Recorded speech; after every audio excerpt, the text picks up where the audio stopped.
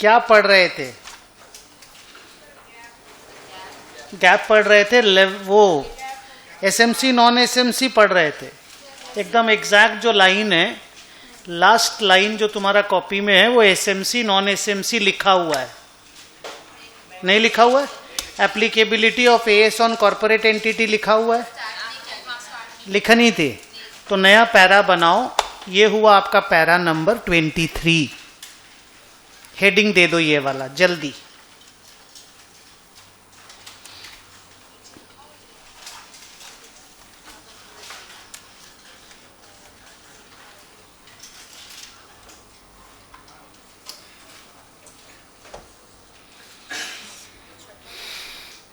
ये हेडिंग दे दो, जल्दी लिखो। थोड़ा थ्योरी वाला क्लास है, हाँ, थोड़ा गंदा टाइप का क्लास होगा। ओके, अगर बीच इसमें और 2 दिन, आज और कल, नहीं तो अभी तक तो सब कुछ ठीक ही था। अभी तक the class was interesting, you didn't sleep in a single class, nobody I saw कि वो नैप ले रहा है अभी तक। तो इसका मतलब थिंग्स वे गुड, प्रैक्टिकल फील था। इसमें प्रैक्टिकल फील नहीं है, तो इसीलिए मैंने बोला थोड़ा सा बोरिंग है।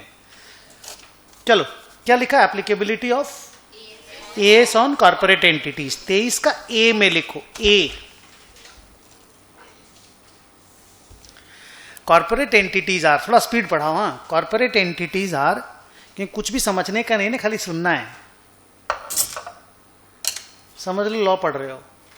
Corporate entities are divided in 2 classes. जितना स्पीड लिख सकते हो लिखो, प्लीज हेल्प करना आज मेरे को।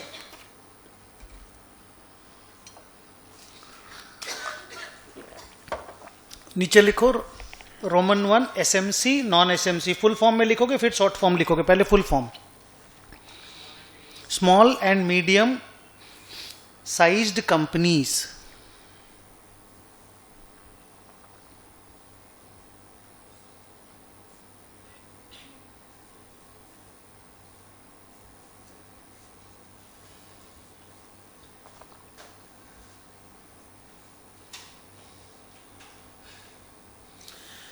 इसका ब्रैकेट में एसएमसी, और हम लोग हमेशा आज के बाद एसएमसी वर्ड ही यूज करेंगे।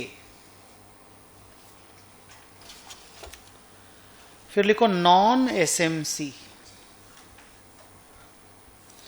एक बार एसएमसी का लिख दिए तो दोबारा में फुल फॉर्म लिखने का मतलब नहीं है। समझ में तो आ ही गया कि स्मॉल एंड एसएमसी का फुल फॉर्म है small and medium sized companies. तो ये 2 क्लास में डिवाइड किया गया है बेटा कंपनियों को। कल हम आपको सुनाए थे कि नॉन एसएमसी कौन होता है। आपको फील हुआ होगा बड़ा कंपनी सब है, listed, process to be getting listed, bank, insurance companies, turnover more than 250 crore, borrowing more than 50, मेरे मुंह से 40 क्यों सेट है पता नहीं, आप 50 है वो, बोरोइंग मोर देन 50 करोड़, फिर इनका होल्डिंग, इनका सब्सिडरी। तो इसके लिए हम एक तो मंत्रा बोल के रखा, बड़ा बाप का बेटा बड़ा, और बेटा बड़ा तो बाप भी बड़ा। नहीं समझे? तो ये बड़ा सिंपल है, याद रखना। तो नॉन एसएमसी कौन होता है मैंने आपको बताया, बाकी जितना बच गया वो एसएमसी है। नॉन एसएमसी को कोई एग्जेम्पशन नहीं है। जो आप 27 एस पढ़ोगे ना, 27 का 27 में नॉन एसएमसी को एग्जेम्पशन नहीं है। अब एक आध दो अकाउंटिंग स्टैंडर्ड ही वैसा है, जैसे मैं आपको बोला कि नहीं मालूम नहीं, बट एक एस है एस 25 बोला था क्या क्लास में बोलना, तो एक एस है एस 25 इंटरिम फाइनेंशियल रिपोर्टिंग वाला, वो आज तक किसी कंपनी पे एप्लीकेबल ही नहीं हो पाया। नहीं समझे? एस है, जिंदा है, सिलेबस में है, हम लोग पढ़ेंगे भी, बट खाली पढ़ेंगे बस, कोई कंपनी उसको अप्लाई ही नहीं करता है। तो ऐसा भी है। अदरवाइज ना आप ये समझो कि नॉन एसएमसी को कोई एग्जेम्पशन किसी एएस में नहीं है, क्योंकि बड़ा कंपनी है ना, रिसोर्सफुल है, पैसा है, चार्टर्ड अकाउंटेंट्स को हायर कर सकते हैं 2, 4, 5, 10 को, और एएस को इंप्लीमेंट करवा सकते हैं, है कि नहीं? तो इनको क्यों एग्जेम्पशन दिया जाए? एसएमसी को जगह जगह पे बहुत सारा एग्जेम्पशन है। तो आज जो हम लोग का सिलेबस का चैप्टर का नाम है, टॉपिक का, वो देखो नाम है एप्लीकेबिलिटी ऑफ अकाउंटिंग स्टैंडर्ड्स। मतलब कौन सा एएस किसके ऊपर एप्लीकेबल है, किसके ऊपर एप्लीकेबल नहीं है। हम लोग ये पढ़ने जा रहे हैं, और ये जो हम एक बार आपको पढ़ा देंगे ना, हर बार जब एस पढ़ाएंगे तब नहीं बोलेंगे, नहीं समझे? इसी चैप्टर में एक ही बार बोलेंगे, हर बार खाली एस पढ़ाएंगे। अब वो एस किसके ऊपर एप्लीकेबल है नहीं है, तुमको अगर देखने का बार बार मन करेगा तो तुम ये वाला पेज, सॉरी तुम ये छोड़ दो, तुम ये वाला पेज निकाल के देखते रहना। Got the point? चलो लिखो, थैंक यू। अब लिखो पैरा बी।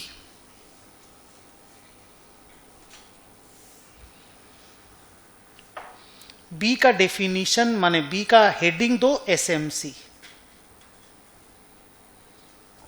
हम आपको कल एक बात बोले थे कि हम आपको पढ़ा रहे हैं नॉन एसएमसी, पर लिखाएंगे एसएमसी। और हम ऐसा क्यों करेंगे? क्योंकि इंस्टीट्यूट ने वैसा ही किया हुआ है। समझाना नॉन एसएमसी को इजी है, पर लिखाना पड़ेगा हमको एसएमसी। तो जो कल है करके बोले थे ना, नॉट नॉट नॉट नॉट करके लिखाएंगे। हम बोलेंगे an SMC is a company which is not a listed company. कल क्या बोले थे? Non SMC is a company which is a listed company. हमको नॉट नॉट करके लिखाना पड़ेगा, और प्लीज ये मजबूरी है, ये मेरा मन नहीं है, लेकिन क्योंकि वैसे ही इंस्टीट्यूट ने अपना बुकलेट निकाला था, बोल करके हम वो लिखा रहे हैं। डन? लिखो। ASMC is a company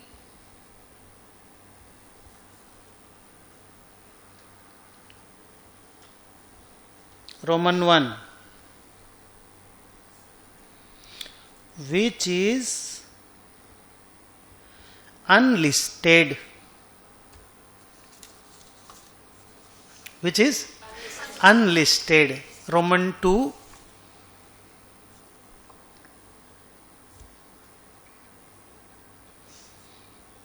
which is not in the process of getting listed. हर जगह पे नॉट वर्ड आएगा। हाँ,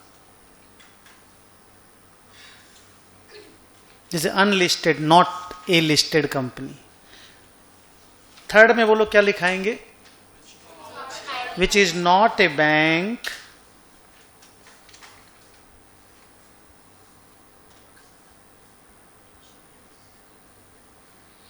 oblique insurance entity oblique financial institution। तो याद है आपको 6 का 6?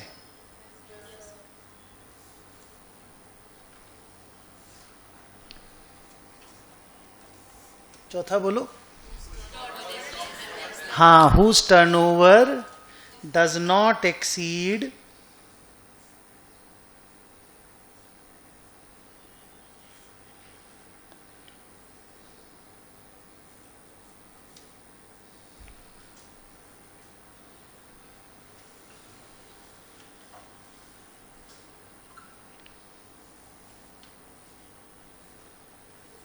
$250 crores।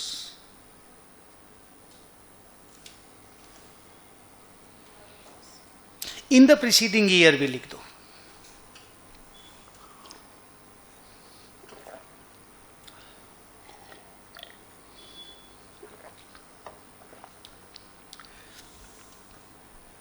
अब तुम इस लाइन को थोड़ा देर एनालिसिस करो, थोड़ी सी देर, कुछ डिफिकल्ट नहीं है, खाली एक तो थॉट प्रोसेस को क्लियर कर लो कि क्या लिखा हुआ ये। मतलब अगर किसी का टर्नओवर प्रीसीडिंग ईयर में 250 करोड़ या उससे ऊपर चला गया, एग्जैक्टली 250 करोड़ और 7 जीरो होना तो पॉसिबल नहीं है, बट फिर भी 250 करोड़ होते ही नॉन एसएमसी में चला जाएगा। डज नॉट एक्सीड, नहीं, डज नॉट एक्सीड का मतलब क्या हुआ रे? तो 250 करोड़ एग्जैक्टली होने से क्या होगा? ठीक से देखो, एसएमसी होगा ना। देख, डज नॉट एक्सीड, एक्सीड करने से नॉन एसएमसी होगा ना। इक्वल होने से तो फिर एसएमसी में ही रहेगा, हालांकि बनता नहीं है क्वेश्चन, बट फिर भी हम लोग तो इसी में मारामारी कर लेते हैं, है कि नहीं? तो इसको मैं एक बार चेक भी कर लूंगा ब्रेक में कि एग्जैक्टली 250 करोड़ होने से क्या होगा, बट इस लैंग्वेज से तो यही लगता है। अरे कल मैं क्या बोला था, छोड़ो ना, आप जब लैंग्वेज ये देख रहा हूं तब देखो ना, जब ये लैंग्वेज लिखा हुआ है इससे तो यही पता चलता है कि एग्जैक्टली 250 करोड़ होने से एसएमसी है। लिखो, हुज बोरोइंग, नहीं तुम लोग बोलना छोड़ दिए, मेरा वो वाला बात तो रह गया है, साला इक्वल टू में रह गया, घटिया बात में मेन बात रह गया। प्रीसीडिंग ईयर में अगर किसी का टर्नओवर 300 करोड़ क्रॉस कर गया, प्रीसीडिंग ईयर मतलब समझ लो 22-23, या मान लो ये करंट ईयर को बोल दो 23-24, तो मान लो 23-24 में मेरा टर्नओवर, अभी 24 मार्च चल रहा है ना, 2024 का मार्च चल रहा है, मेरा टर्नओवर 380 करोड़ हो गया, तो मुझे क्या करना है? हाँ नहीं तो मतलब नॉन एसएमसी हो गया ना। अगला साल प्रीसीडिंग ईयर में अगर 350 करोड़ हुआ तो अगला साल से मैं सारा एएस में घुस जाऊंगा, मेरे को एग्जेम्पशन मिलना बंद हो जाएगा। तो प्रीसीडिंग, क्योंकि एक तो साल को कंप्लीट होने से ना पता चलेगा मेरा टर्नओवर क्या हुआ क्या नहीं हुआ, नहीं समझे? तो इस साल तो फिर मैं कैसे अप्लाई करूंगा जी सब कुछ? मेरा तो 9 महीना 10 महीना गुजर गया, मान लो 11 महीना में साला 80 करोड़ ही सेल था, 12वां महीना में जाकर के सेल पहुंचा दिया 500 करोड़, समझ रहे हो क्या बोल रहा हूं?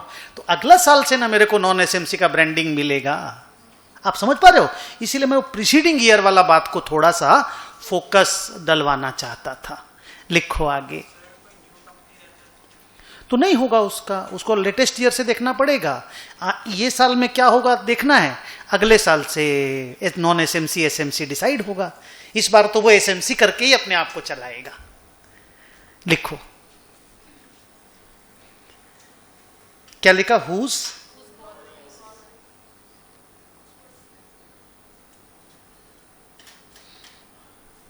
डज नॉट एक्सीड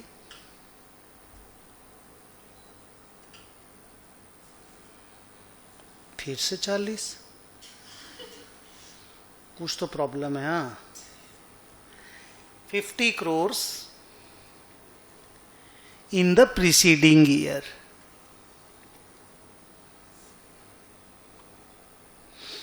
और 6 में क्या लिखा रहे हैं, विच इज नॉट ए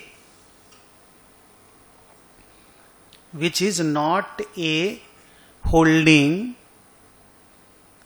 और a subsidiary of a non SMC. थोड़ा ठीक से लिखो, अच्छे से एनालाइज करो, वो बच्ची ठीक समझी, आप भी ठीक से समझ लो। Which is not a holding और a subsidiary of a non SMC, क्योंकि अगर आप नॉन एसएमसी की होल्डिंग हो गए तो आप नॉन एसएमसी हो गए। क्लियर है? तो आपको नॉन एसएमसी की होल्डिंग भी नहीं बनना और नॉन एसएमसी की सब्सिडरी भी नहीं बनना, तब तो आप एसएमसी रहोगे, आपको लिस्टेड नहीं बनना, आपको प्रोसेस ऑफ गेटिंग लिस्टेड में नहीं जाना, आपको बैंक वाला धंधा नहीं करना, इंश्योरेंस वाला धंधा नहीं करना, फाइनेंशियल इंस्टीट्यूशन नहीं होना, टर्नओवर को 250 करोड़ के अंदर अंदर रखना, बोरोइंग को 50 करोड़ के अंदर अंदर रखना, और बड़े बाप का बेटा नहीं होना और बड़ा बेटा का बाप भी नहीं होना। तो फिर आप कौन होना? एसएमसी होना। क्लियर है सर? आप एसएमसी बनेंगे तो क्या होगा? कुछ नहीं, जो थोड़ा सा एग्जेम्पशन है, 27 में से 22 एस या 25 एस फॉलो करने का है, दैट्स इट। थोड़ा मोड़ा डिस्क्लोजर में एग्जेम्पशन है, थोड़ा मोड़ा एग्जेम्पशन है, कोई बहुत भारी एग्जेम्पशन नहीं है। ओके तो क्या एग्जेम्पशन है वो थोड़ी देर बाद। क्लियर? अब लिखो paragraph number C. Thank you for understanding. C number para में लिखोगे, any other company is a non-SMC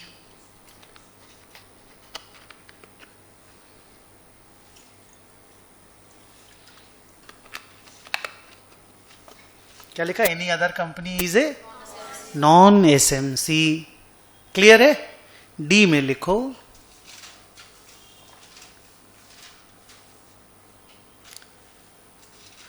A non SMC, a non, ये जो पढ़ रहे हो ना, इसमें 4 मार्क्स का थ्योरी का क्वेश्चन भी आ सकता है और 2-2 मार्क्स का जो एमसीक्यू है, 1 मार्क का एमसीक्यू जो भी आएगा उससे भी बहुत सारा क्वेश्चन बनेगा। आप देखोगे क्वेश्चन कैसे बनते हैं। ठीक है? क्या लिखा? A non SMC will follow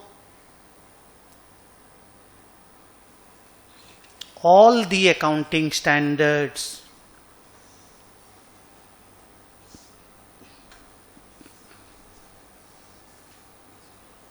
all the account. Reason एक ही है, नॉन एसएमसी है, बड़ा कंपनी है, रिसोर्सफुल है, टर्नओवर इतना ज्यादा है, पैसा वाला है, लिस्टेड है, समझ रहे हो? तो वो चार्टर्ड अकाउंटेंट्स को हायर कर सकता है, सारे एएस को इंप्लीमेंट करवा सकता है। तो उसको क्यों एग्जेम्पशन दें भाई? उसी के लिए तो बनाया है इतना हार्ड हार्ड एएस। उसको भी एग्जेम्पशन दे देंगे तो कैसे चलेगा? मतलब मुकेश अंबानी टैक्स एग्जेम्पशन मांग रहा है, ये क्या है? लिखो ई number para, एएसएमसी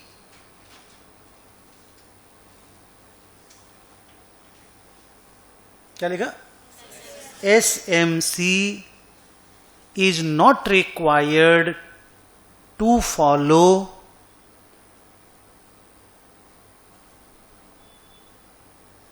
is not required to follow A17।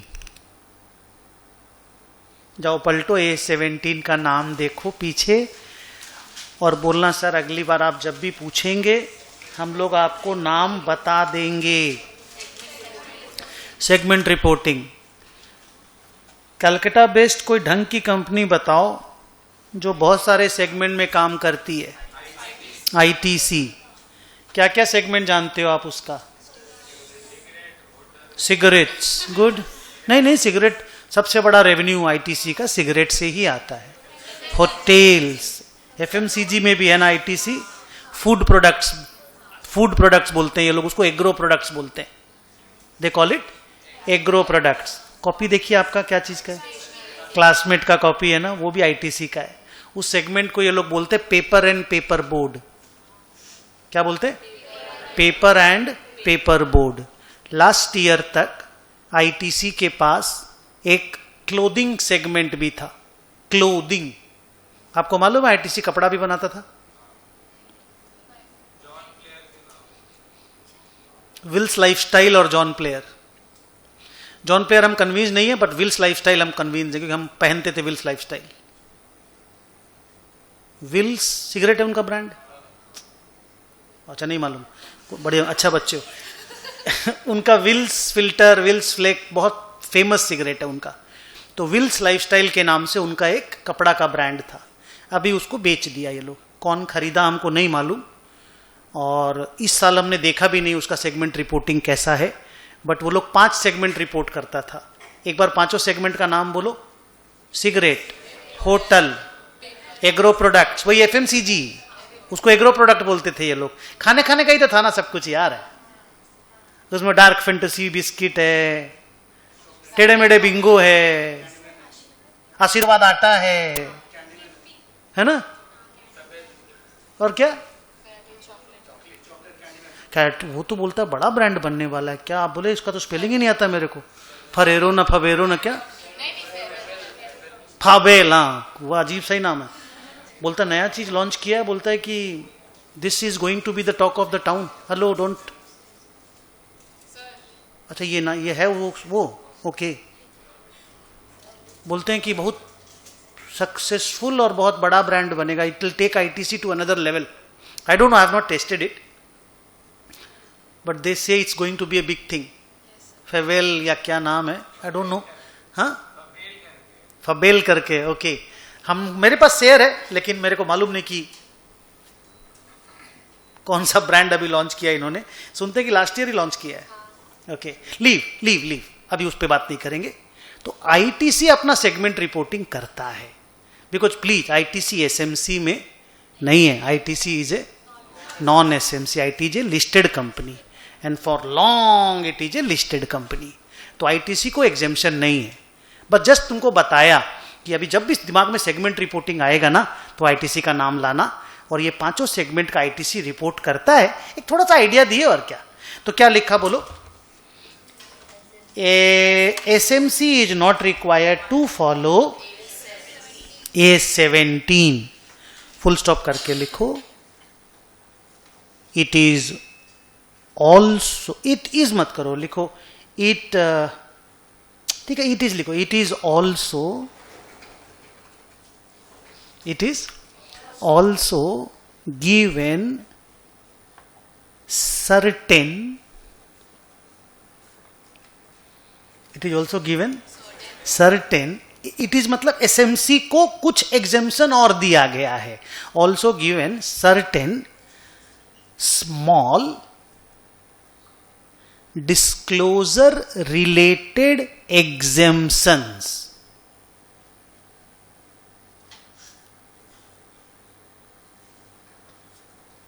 माने कुछ कुछ बात जो बताना पड़ता है, इनको बोला गया आप मत बताओ। नहीं समझे? अकाउंटिंग और बैलेंस शीट बनाने में कोई एग्जेम्पशन नहीं है। कुछ डिस्क्लोजर जो इंफॉर्मेशन देने का रहता है ना, उसमें थोड़ा थोड़ा एग्जेम्पशन दिया गया है। वो एग्जेम्पशन का जो लिस्ट है ना, वो इतना क्लमजी है और इतना गंदा है कि स्टूडेंट के लिए पॉसिबल नहीं है उसको याद रखना। तो हम एक शॉर्टकट बनाए हैं, and I am full faith I have कि इसके बाहर से क्वेश्चन नहीं आएगा। आप भी खाली ये 2 लाइन याद कर लेना जो मैंने अभी लिखाया। क्या लिखा है? SMC is not required to follow AS17, full stop. It is also given certain small exemptions related, हाँ, disclosure related exemptions in AS15, 19, 15 employ benefit है, लिखना मत, देखना भी मत अभी पेज पलट कर। 19 लीजेस है, 20, 28 एंड 29। एक बार ये 6 है कि 5 है, देखो 5 है। इनके नंबर बताओ मुझे। 15, 19, 20, 28, 29, 15। एक सेकेंड मनीष, मैंने लिखा दिया बेटा, ठीक से देखो, देर हो गया उसका क्वेश्चन को। ठीक है, क्या लिखा देखो, 15, 19, 20, 28, 29। इनमें ना कुछ एग्जेम्पशन, माने एस अप्लीकेबल है, फॉलो पूरा करना है इसको, एसएमसी को भी। कुछ डिस्क्लोजर नहीं करना। वो इतने सारे क्लमजी है ना, बच्चों को वो याद नहीं हो पाएंगे। उसको याद करने के चक्कर में पूरा चैप्टर परेशान हो जाएगा तुम्हारा। तो इट्स बेटर इतना ही लाइन याद रख लो बस। ये 5 एस के नंबर याद रख लो और बोल देना सर्टेन डिस्क्लोजर रिलेटेड एग्जेम्पशंस। और पूरा एग्जेम्पशन कहां पे बोलो तो 17 में। 17 क्या है? Segment reporting. ये पूरा ही फॉलो करने का नहीं है, ये पूरा छोड़ दो। और ये 5 में थोड़ा थोड़ा एग्जेम्पशन क्लेम कर लो। नाउ अगर लॉ के टीचर की क्लास चालू हो गई है तो 1 पर्सन कंपनी उन्होंने बोला होगा क्लास में, हाँ बोला है 1 person company, small company, dormant company, इस तरह का नाम बोला है उन्होंने। अच्छा, फाउंडेशन में था, वाह। तो उसमें कैश फ्लो को लेके क्या बोला गया है? Very good. और वेरी गुड तुषाल, गुड। कहा तुम आज इधर नहीं? बस हो गया, सुन लिए। स्मॉल कंपनी किसको बोलते, किसी को मालूम है? लिखो कॉपी, हाँ लिखो 40 करोड़, इसीलिए मेरे दिमाग में वो 40 घूम रहा था। लिखो कैपिटल 4 करोड़, यस गुड। ये फाउंडेशन का याद है तुम लोग को? ओ अभी इंटर में पढ़े हो भाई, मैं बोला इतना मेमोरी समझ, कमेंडेबल हो जाएगा। अब ये चीज को अलग एक पैरा बनाओगे और ना बड़ा अच्छा से दोनों को मिक्स करोगे, हड़बड़ी नहीं, केयरफुल। लिखो para D, A B C हो गया ना, ई तक हो गया, अब F.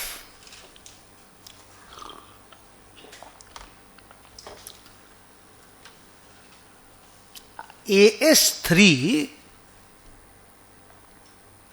Accounting standard 3 cash flow, ये स्पेशल एग्जामिशन खाली कैश फ्लो को मिला हुआ है। हाँ, AS3 इज नॉट एप्लीकेबल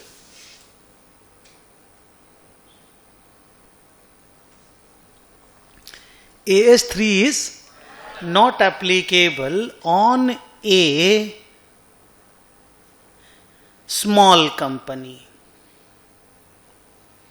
वैसे ओपीसी पे भी एप्लीकेबल नहीं है, 1% कंपनी पे, डोरमेंट कंपनी पे भी एप्लीकेबल नहीं है। हम वो भी लिखाएंगे।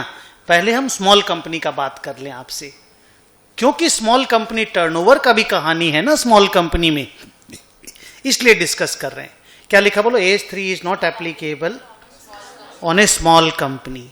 ब्रैकेट में लिखो share capital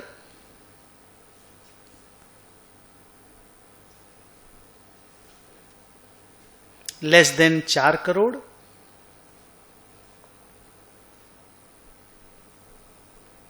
comma turnover less than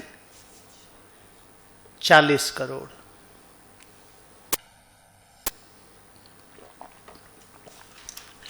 अब ना ऊपर में एसएमसी नॉन एसएमसी के डेफिनेशन में भी 50 करोड़ या 250 करोड़ का एक बात हुआ है। टर्नओवर का बात कर रहे हैं, वहां भी एक तो 250 करोड़ का बात हुआ है, और वहां पे बोला गया है कि AS3 एसएमसी पे भी एप्लीकेबल है। हेलो, एसएमसी को खाली AS17 में ही तो माफी है, एसएमसी पे एप्लीकेबल है, एक कैश फ्लो है ना। लेकिन कंपनी लॉ में अलग से कंपनी लॉ एग्जेम्पशन दिया, कंपनी लॉ में पैरा बना के दिया, बोला small company cash flow exemption जाओ। तो फिर कैश फ्लो का एप्लीकेबिलिटी के बारे में बताओ, दोनों को मिला के एक रूल बना के बताओ। अगर टर्नओवर 0 से 40 करोड़ है तो क्या होगा, 40 से 250 करोड़ है तो क्या होगा, 250 से ज्यादा है तो क्या होगा।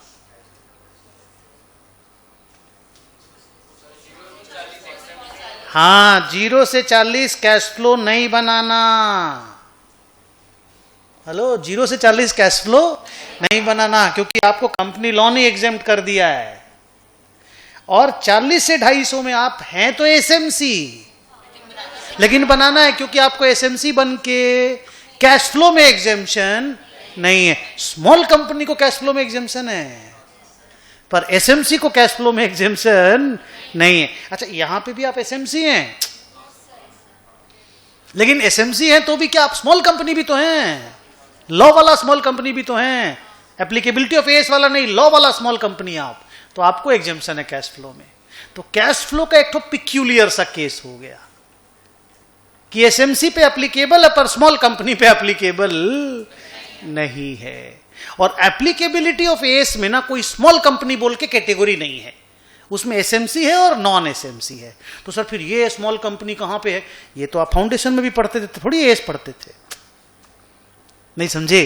तो ये अलग कैटेगरी इंस्टीट्यूट है, क्या नाम, कंपनी लॉ ने बना के रखा है स्मॉल कंपनी का। आप कंफ्यूज्ड हैं या क्लियर है? एकदम पक्का क्लियर है? लिखो, बोलो क्या लिखे? AS3 is not applicable on a small company. फिर क्या लिखा? बस ठीक है। अब नीचे लिखो देयरफॉर, उसी में, हाँ F में, देयरफॉर an interesting table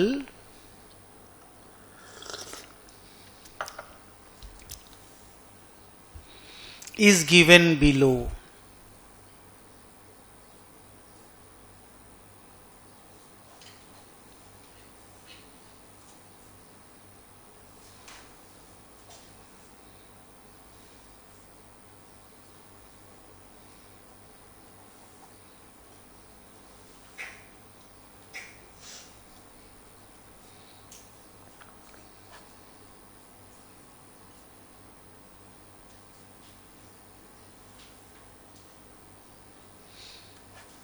इसमें आपको 3 घर बना के पढ़ना है, बाकी हर जगह 2 ही घर बनेगा, एसएमसी और नॉन एसएमसी का। चलिए बताइए, नॉट रिक्वायर्ड, रिक्वायर्ड, रिक्वायर्ड करके फिल इन द ब्लैंक्स करना है। बताओ कैसे लिखना है। पहले वाले में लिख दूं? Good, very good. फिर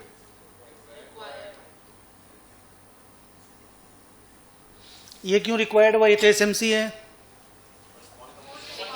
सर। एसएमसी को कैश फ्लो में एग्जेम्पशन नहीं है, खाली सेगमेंट रिपोर्टिंग में एग्जेम्पशन है, कैश फ्लो में एग्जेम्पशन नहीं है। तो इसको करना है बेचारे को, और मोर देन 250 को तो कोई एग्जेम्पशन कहीं पे नहीं है, तो ये तो ऐसे भी रिक्वायर्ड है। तो कैश फ्लो पढ़ते वक्त 3 बॉक्स बनेगा, और बाकी कोई भी है इसमें 2 बॉक्स बनेगा, एसएमसी नॉन एसएमसी। क्लियर हो गया? नीचे लिखो पैरा एफ जी।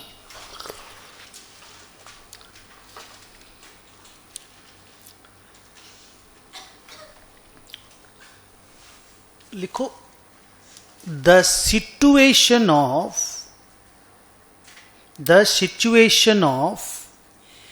AS25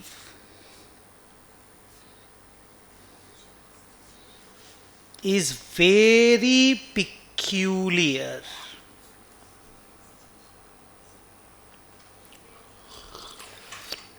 हम लिखे हैं ऊपर में, देखो पिक्यूलियर क्या होता है?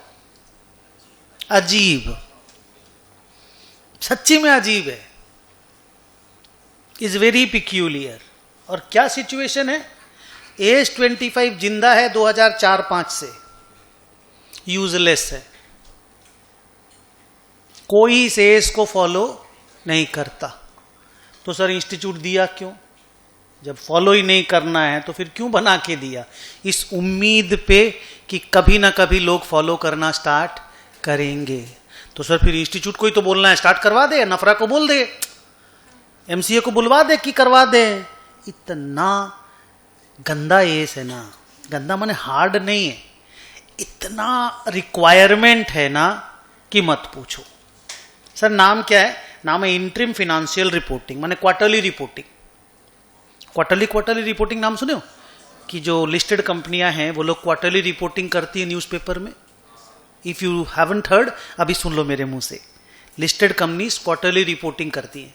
आप देखिएगा जब अभी मार्च कंप्लीट होगा ना, तो मार्च के समझ लो 14-15 तारीख से क्लास में भी आपको हम बिजी दिखेंगे। मतलब आपको फील होगा ये आदमी 13 तारीख को जैसा था 14 को वैसा नहीं है। पागल नहीं हो जाएंगे रेहान, मतलब टेंशन मत लेना।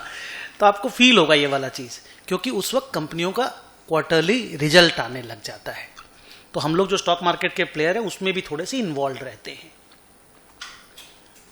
उस क्वार्टरली रिपोर्टिंग को क्या बोलते हैं? वर्ड देखो, interim financial reporting.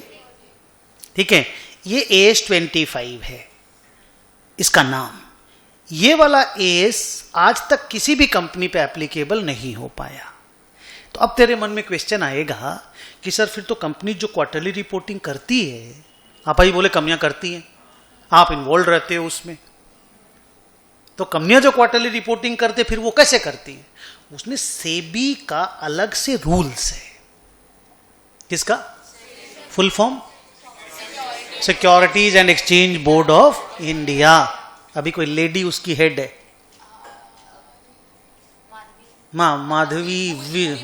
Madhabi Puri Buch, थोड़ी सी पगलेट है। कल इंटरव्यू आया है, थोड़ा सटका हुआ सा इंटरव्यू है, बोलेंगे किसी और दिन इंटरव्यू के बारे में। आज ही पेपर में आया है,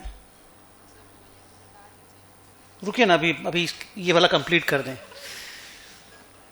क्या लिखा? AS25। हाँ, मैं क्या बोला था, जो लिस्टेड कंपनियां क्वार्टरली रिपोर्टिंग करती हैं AS25 के हिसाब से नहीं करती, सेबी का गाइडलाइंस के हिसाब से करती है। और एज 25 आज तक एप्लीकेबल क्यों नहीं हो पाया? बिकॉज उसके रिक्वायरमेंट्स बहुत हाई हैं या वास्ट हैं, इसलिए इंस्टीट्यूट आज तक फोर्स नहीं कर पाया कि इसको अप्लाई करवा दे। एमसीए भी, नफरा भी नहीं बोल पाया एमसीए को कि इसको अप्लाई करवा दो, बिकॉज नफरा खुद भी कॉन्फिडेंट नहीं है कि इसको अप्लाई करवाना चाहिए या करवाना नहीं चाहिए। ये नहीं होगा एप्लीकेबल, हम आपको बता रहे हैं, तेरे मेरे लाइफ टाइम में नहीं होगा। या तो इसमें अमेंडमेंट आ जाए इतना सारा 3 किलोमीटर का और इसको बना दे इतना सा, तब तो ये एप्लीकेबल हो जाएगा। इस सिचुएशन में ये एप्लीकेबल नहीं होगा। ये कैसा एप्लीकेबिलिटी है मैं आपको बता दूं। एक गांव में 3000 फैमिली रहती है, किसी की शादी है, तो दूल्हे को बोला जा रहा है कि बिना चप्पल पांव से चल चल के 3000 लोगों को न्योता दे के आओ। न्योता समझते हो? इनविटेशन दे के और सारे फैमिली में बैठ के आना है। ऐसा होता है आज के जमाने में। लिखो, बस और नहीं बोलेंगे, लिखो क्या लिखा? The situation of AS 25 is very peculiar, full stop. It is interim financial reporting.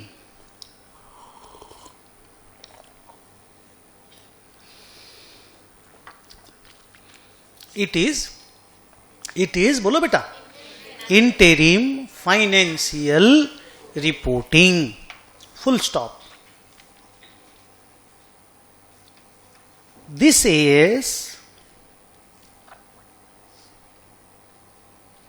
is not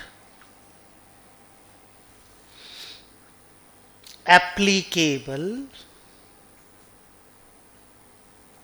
on any company. बच्चों, any company, please mind my words. any मतलब एसएमसी भी, नॉन एसएमसी भी। ये ए समझ लो इररिलेवेंट है, पर तुमको पढ़ना है बेटा। 2 क्लास लगती है पढ़ाने में, बड़ा सुंदर है इसे, पढ़ाई में बहुत अच्छा है, एग्जाम के क्वेश्चन के बनाने में बहुत सुंदर है। पढ़ाई को लेके कोई एम्बिग्विटी नहीं है, कंफ्यूजन है नहीं, टेंशन वाला है नहीं, रिक्वायरमेंट इतना सारा है, प्रॉब्लम वहां है। लिखो तो not applicable on any company, clear हो गया। फिर एक लाइन लिखो, लिस्टेड कंपनीज, फुल स्टॉप करके बस लिखना है। Listed companies are required to do, बस ये लास्ट लाइन आने वाला है, ये टॉपिक कंप्लीट होगा, इस पे क्वेश्चन बनाएंगे। टू डू, ये देखो क्या बोला, quarterly reporting, to do quarterly reporting as per SEBI guidelines. आप लोग बताइए, आप लोग क्लियर हैं कि कंफ्यूज्ड है? क्लियर है पक्का? तो जब एज 25 आएगा पढ़ाई में 3, साढ़े 3, 4 महीना बाद, आप ये बात बोल पाएंगे? पक्का? चलो लास्ट लाइन लिखो, H number para, H number para. मान लीजिए कोई नॉन एसएमसी था, लिखो मत, हम लिखाएंगे। अब वो एसएमसी बन गया, अब वो बोलता हमको एज 17 बंद करना है। हेलो, सुने कि नहीं क्या बोल रहा है? कोई नॉन एसएमसी था, एसएमसी बन गया, एज 17 में तो एग्जेम्पशन मिलना चाहिए ना उसको। हेलो, हाँ तो बोलो यार। वो बोलता हमको एज 17 बंद करना है। रूल क्या है मालूम? रूल है तुरंत एसएमसी बनते ही एग्जेम्पशन चालू नहीं होगा। अगर आप पहले नॉन एसएमसी थे, देखो आप अगर पहले से एसएमसी थे, एग्जेम्पशन ले रहे थे, जिंदाबाद, लेते रहो, नहीं समझे? लेकिन अगर आप एक नॉन एसएमसी थे, एग्जेम्पशन नहीं ले रहे थे, अब आप एसएमसी बन गए, तुरंत क्लेम मत करो एग्जेम्पशन, थोड़ा दिन रहो ना गुजरात में। सॉरी, हाँ मतलब क्या था ना वो, कुछ दिन तो, हाँ कुछ दिन तो गुजारो गुजरात में, तो थोड़ा दिन रहिए ना एसएमसी में, तो बोला कितना दिन रहना है? 2 साल। 2 साल एसएमसी में रहने के बाद जब तीसरा साल आएगा ना, तब आप एग्जेम्पशन क्लेम कर सकते हैं। इमीडिएट एग्जेम्पशन क्लेम नहीं होगा। तो ये एक इंटरेस्टिंग टॉपिक, छोटा सा, बाय चांस कोई एमसीक्यू में या 4 मार्क का क्वेश्चन में आ जाए तो आ सकता है। समझे क्या क्या लाइन है? लिखो।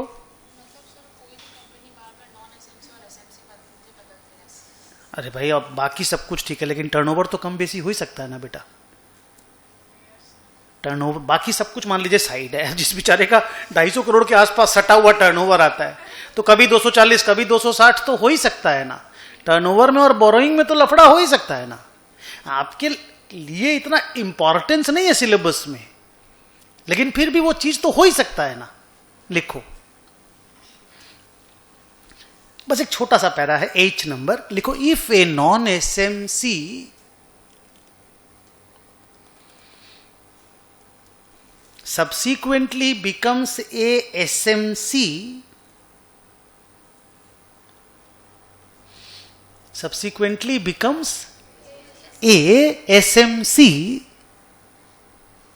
then THEN, then it cannot immediately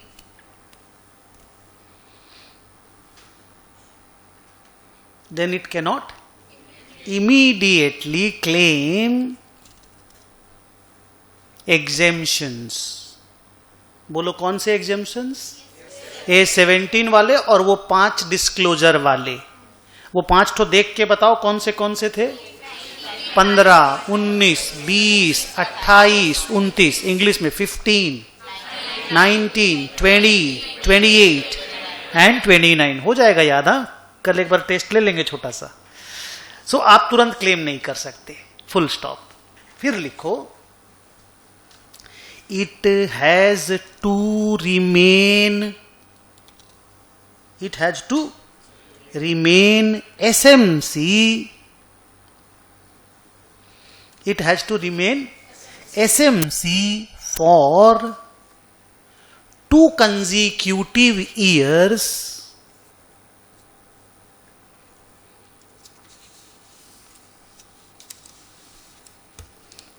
क्या लिखा बोलो? for 2 consecutive years to claim exemptions from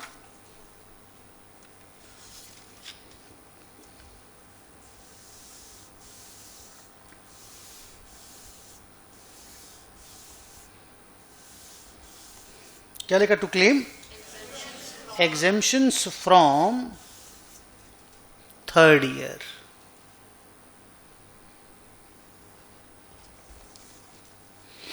एक बार 7 paragraph ABCDEFGH, ABCDEFGH 8 paragraph read करो मन में।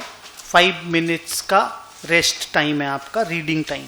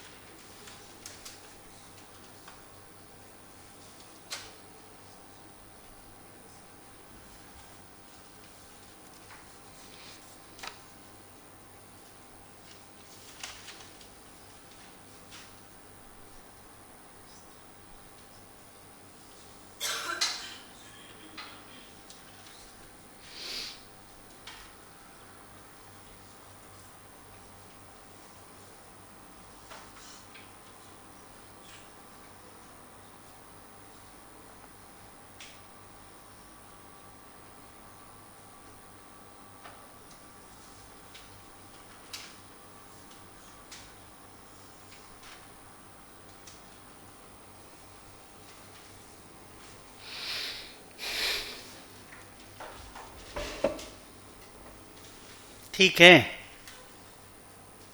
बोलिए, कुछ पूछने का मन है, बोलिए ना। कैसा ऐसा पॉइंट, ठीक से बताइए। हाँ, any other company is a non SMC, माने एसएमसी जो नहीं है वो नॉन एसएमसी है। भाई नॉन एसएमसी कौन है? तो नॉन एसएमसी का मैंने डेफिनेशन तो लिखाया नहीं, पढ़ाया था कल। आज तो डेफिनेशन हम एसएमसी का लिखाया। तो नॉन एसएमसी कौन है? भाई जो एसएमसी नहीं है। एसएमसी का डेफिनेशन आपको दे दिया कि ये एसएमसी है, बाकी जितना कंपनी बच गया वो सब नॉन एसएमसी है। Any other company is a non SMC. ठीक से लिखिए, आप क्या लिखे हैं बताइए, सेंटेंस ठीक नहीं है आपका, बोलिए क्या लिखे हो? हाँ ये लिखे हो क्या? हाँ तो फिर ठीक है। चलिए क्वेश्चन नंबर 3 देखिए अपनी बुक का।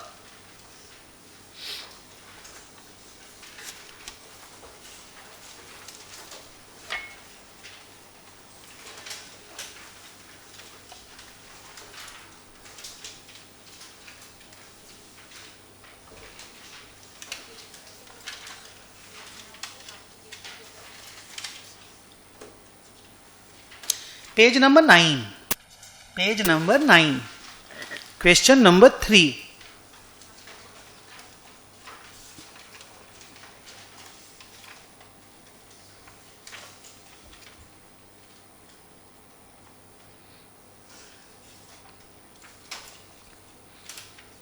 पढ़ लिए? पढ़िए सब कोई, आराम से जवाब दीजिएगा। इजी क्वेश्चन है ये। क्वेश्चन अगर एग्जाम में आएगा तो 4 to 5 मार्क्स का आएगा।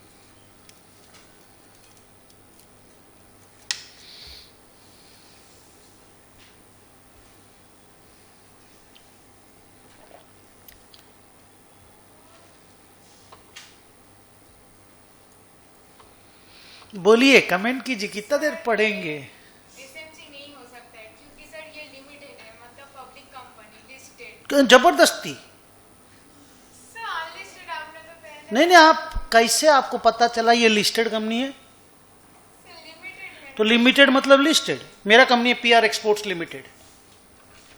I have a company PR exports limited. अरे हम तो बात बता रहे ना, आपसे लड़ाई थोड़ी कर रहे हैं। आप एक्सप्लेनिंग ना बच्चा, आप गलत जानते हो तो आप लड़ाई थोड़ी करेंगे। हम ना सही जानते, हम तो एग्जांपल दे रहे हैं आपको। मेरा कंपनी है ये रहा limited, PR exports limited, and it's a unlisted company. Her limited company को लिस्टेड होना जरूरी है? Private limited company cannot be listed. Repeat कराओ, ये सब लॉ का क्लासेस हैं, मेरा नहीं है। उस बच्ची को थोड़ा लॉ का कम आइडिया है, बोल के बोल रहा हूं। ऑनेस्टली मेरा काम नहीं है, बट क्योंकि मेरे पास कंपनियां हैं तो मैं जानता हूं ना इन सब चीजों के बारे में, तो मेरा को जितना आइडिया वो दे रहा हूं।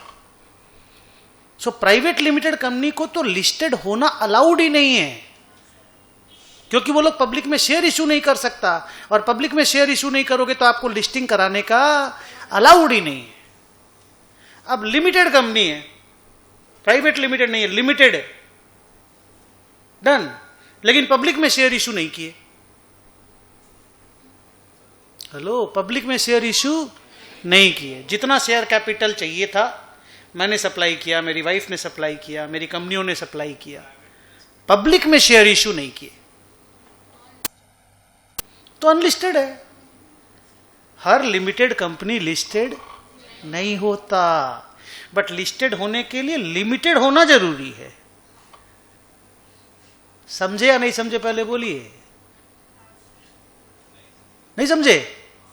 क्या बोला? फिर से बोलो। मैं हर लिमिटेड कंपनी लिस्टेड नहीं होता। लिस्टेड होने के लिए पब्लिक में शेयर इशू करना जरूरी है। क्लियर हुआ? लेकिन अगर कोई लिस्टेड कंपनी है ना, तो वो पक्का लिमिटेड कंपनी है, बिकॉज जो प्राइवेट लिमिटेड हो ही नहीं सकता ना यार। नहीं समझे? Private limited can not get listed, तो only limited company can get limited, माने public limited, only that company can get listed. But if a public limited company has not issued a single security to public, it can remain unlisted na, so we are unlisted for a long period of time and for next 5-10 years we will remain unlisted. उसके बाद अगर कभी आ जाए number उम्बर नाम उम paper पे मान लो, तो समझ जाना कि मेरी कंपनी है। हो सकता मैं जिंदा नहीं भी रहूं तब, बट फिर भी एक बात बोल रहा हूं। सो आपका जानकारी क्लियर हुआ? क्लियर। आगे अब आप लोग देखो क्या बोलना चाहते हो क्वेश्चन के आंसर में। 3 नंबर पढ़ रहे हो ना? गुड। क्या लिख रहा है? कंपनी का टर्नओवर 50 करोड़, बहुत ही कम है, and borrowing 1 crore during any time in the previous year, and it wants to avail the exemptions available in adoption of, पढ़ो बेटा, accounting standards applicable on companies for the year ended 31/3/21, advise the management on the exemption. पूरा advice करिए आप उनको। क्या 6 का 6? 1 minute.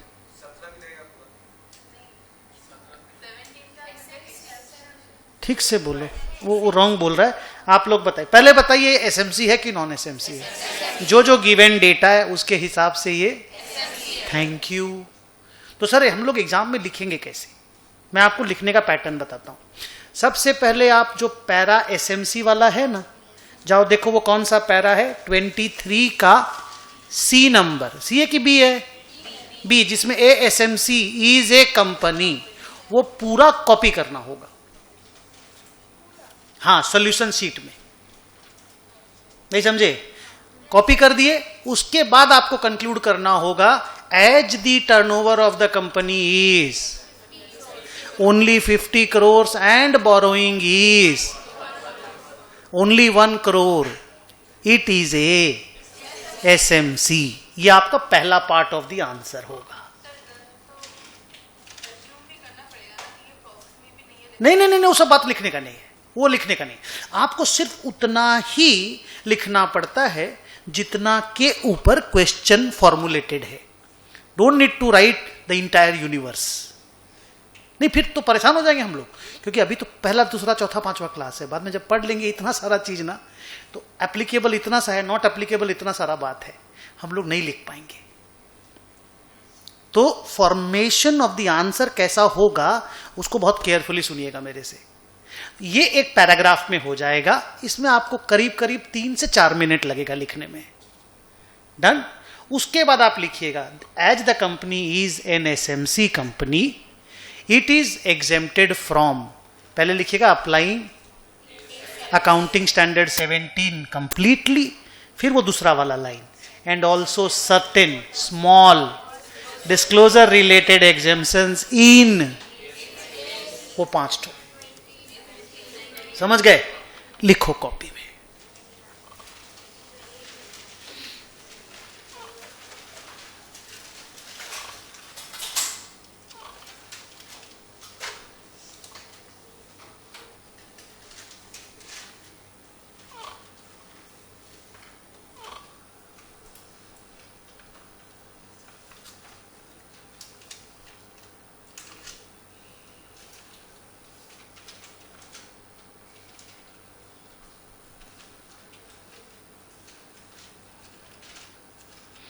रुको रुको, कैसे लिखो, रुको मैं बोलूंगा, मैं डिक्टेट कर रहा हूं।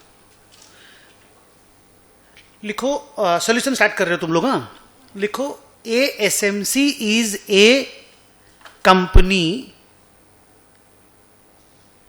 अब ठीक नीचे वाले लाइन में लिखो रिपीट, लिखो रिपीट पैरा 23B। 23 का बी है ना वो, कि 23 का रोमन 2 है, देखो तो ऊपर जाके समझ के क्या लिखना है। अब वो दोबारा लिखाने का तो टाइम वेस्ट कराना हो जाएगा, कम से कम क्लास में क्यों टाइम वेस्ट कराएं। आपको समझ में तो आ गया क्या लिखना है। यस, वो उसमें मार्क्स है, वो पूरे 6, वो चाहता है कि तुम वो 6 पॉइंट लिखा कि नहीं लिखा। उसको एग्जाम्शन से ज्यादा फोकस है तुम एसएमसी जानता है कि नहीं जानता है। ठीक है, अब नीचे लिखो। मैं हमेशा जब कोई बड़ा पैरा लिखाना होगा तो मैं ऐसे लिखाऊंगा कि भाई 23 भी रिपीट कराना है तुमको एग्जाम में। क्लियर? अब नीचे लिखो पैरा चेंज करके, the turnover of XYZ limited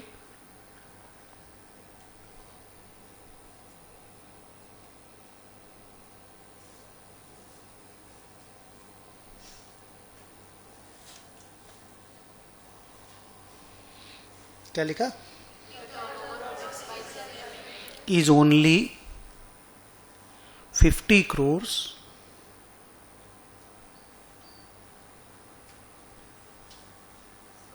and the borrowing is only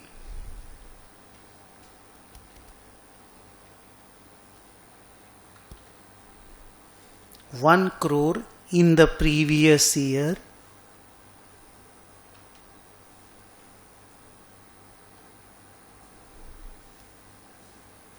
full stop. Sentence complete है या नहीं है? क्या बोले हैं? द टर्नओवर से लिखाए हैं ना, तो सेंटेंस कंप्लीट है, full stop. So XYZ limited is a SMC। XYZ limited is a SMC। ये हो गया तेरा पहला पार्ट का कंक्लूजन कि हाँ भाई मेरी कंपनी SMC है, इट्स प्रूवन नाउ। अब आप लिखोगे उसको एग्जेम्पशन क्या है, फिर से पैरा चेंज करो। It is exempted from applying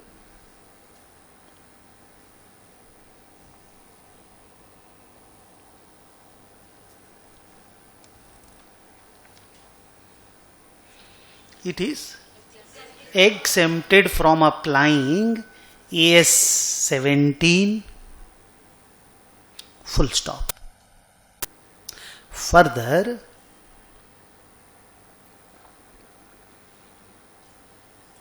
it is also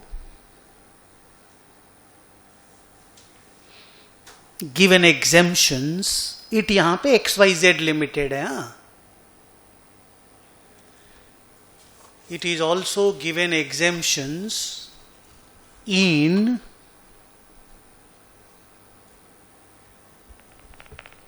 पांच तो एस का नंबर, AS 15, 19, 20, 28, 29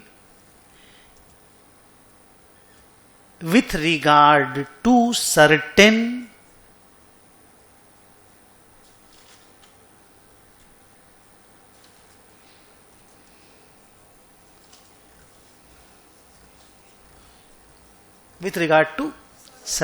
small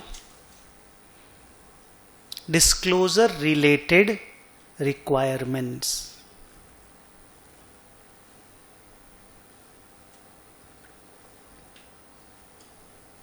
ये लास्ट वाला सेंटेंस पूरा हुआ कि नहीं बताओ। फर्दर के बाद जो लिखाए थे, see whether I had lost the control in drafting the sentence और नॉट। ठीक से लिखा हुआ है? क्या लिखे हैं बोलो तो एक बार लाउडली, एक स्टूडेंट पढ़ो, आप पढ़ के सुनाना बेटा। फर्दर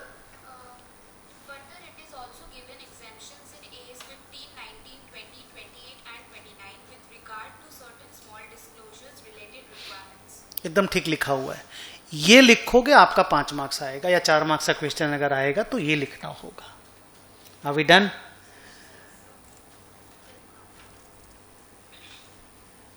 एक छोटा सा ब्रेक ले लेते हैं, ठीक है? आके अभी ठीक लगा ना ये पूरा टॉपिक एप्लीकेबिलिटी वाला, अच्छे से समझ में आया ना? चलो आते हैं, 10 मिनट का ब्रेक है।